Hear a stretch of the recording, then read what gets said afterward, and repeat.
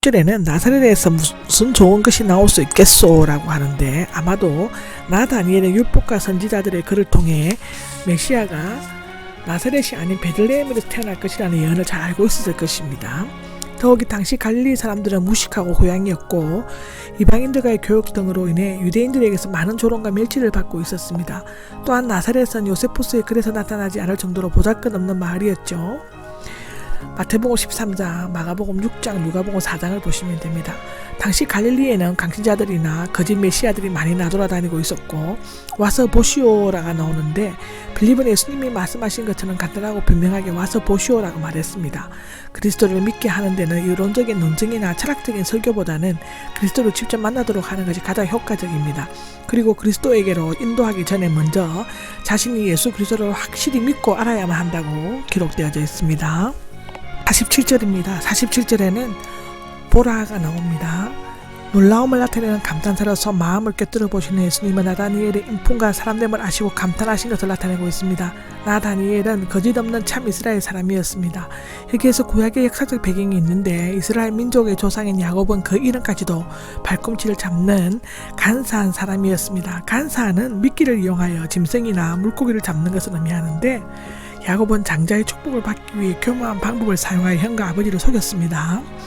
그러나 야복 강가에서 하나님과 씨름하여 이겼고, 이스라엘은 하나님이 이긴 자의 뜻이라고 하는데, 과거를 누이쳐 새 사람이 되었을 때 하나님께서 그에게 이스라엘이나 새로운 이름을 주셨습니다. 나다니엘은 참으로 이스라엘 사람이라고 하셨습니다.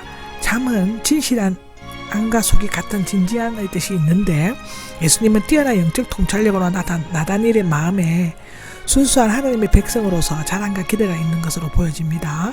나다니엘은 야곱처럼 간사하지도 않고 메시아를 기다리며 율법을 연구하는 전형적인 이스라엘 사람이었다고 기록하고 있습니다. 18절입니다. 전에 내가 무화과 나무 아래에서가 나오는데, 무화과 나무는 이스라엘 민족의 반영을 상징하는 나무이라고 열왕기상 4장 25절에 말하고 있습니다. 그 무성한 거루의 휴식이나 공부 명상하는 데 시원한 자리를 마련해 주었습니다. 아마도 나다니엘은 무화과 나무 아래에서 율법을 연구하고 명상할 때 야곱에 대해 생각하였으며, 어떻게 간사한 야곱이 이스라엘이 될 수 있었을까 하는 의미를 품었을 수 있습니다. 나다니엘은 전에 무화과 나무 아래에 있는 것을 보았다는 예수님의 말씀에 그의 메시아를 인정하지 않을 수가 없었습니다. 49절에 보면 라비어가 나오는데 38절의 주석에 설명하였는데, 하나님의 아들 나다니엘은 예수님을 주여라고 부르기 전에 아직 덜 성숙된 믿음을 가지고 있었죠. 그는 예수님을 이스라엘의 왕으로 불렀으며 전 세계의 왕으로 고백하는 데까지는 이르지 못하였습니다. 그렇지만 그가 처음 만난 예수님을 하나님의 아들로 고백한 것은 이미 오랫동안 메시아 곧 하나님의 아들을 기다려왔기 때문이었을 것입니다. 안드레가 말한 메시아 즉 그리스도와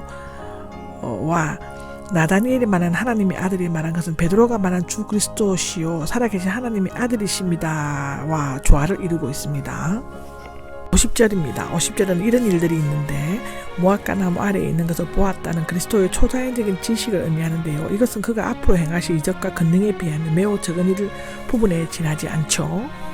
51절입니다. 1장의 마지막 절 51절에는 진실로가 나옵니다. 히브리어 아멘을 음력한 것으로 공간복음서에는 진실로만 쓰여진 반면에 50번을 썼습니다. 요한복음에는 진리의 중요성을 강조하기 위해 2번씩 사용되고 있죠. 모두 25번 나옵니다. 기도할 때 아멘은 기도의 내용에 동의함으로 참으로 그렇습니다의 뜻입니다. 하늘이 열리고 열리다의 제2 현재 완료 분사입니다. 항상 계속적으로 열려있다를 의미합니다. 이 단어는 예수님께서 세례 받으셨을 때와 야곱이 베들에서 꿈꾸었던 꿈을 연상케 합니다. 하늘이 열리는 것은 하나님과 인간 사이의 자유로운 교통을 상징하죠. 이사야 64장 1절에 나옵니다. 후에 스데반의 죽음 사도행전 7장 56절에서 예정이 되었습니다. 야곱은 하나님의 사자들이 땅과 하늘 꼭대기에 닿는 사다리 위를 오르내리는 것을 꿈에 보았다고 창세기 28절에는 말하고 있죠. 28장에는 이제는 그의 꿈이 그리스도의 중보로 말미암아 실현되어 하나님과 인간 사이의 교통이 가능케 되었다고 디모데전서 2장 5절에는 말하고 있습니다. 왜냐하면 예수님은 하나님의 아들이시고 인자이시기 때문이죠. 이제 예수 그리스도의 죽음과 부활을 통해 하늘은 열리고 죄로 막혔던 하나님과 인간은 참된 야곱의 사닥다리이신 그리스도 안에서 관계를 회복하고 만날 수 있게 되었습니다. 아멘. 이것으로써 1장은 끝납니다.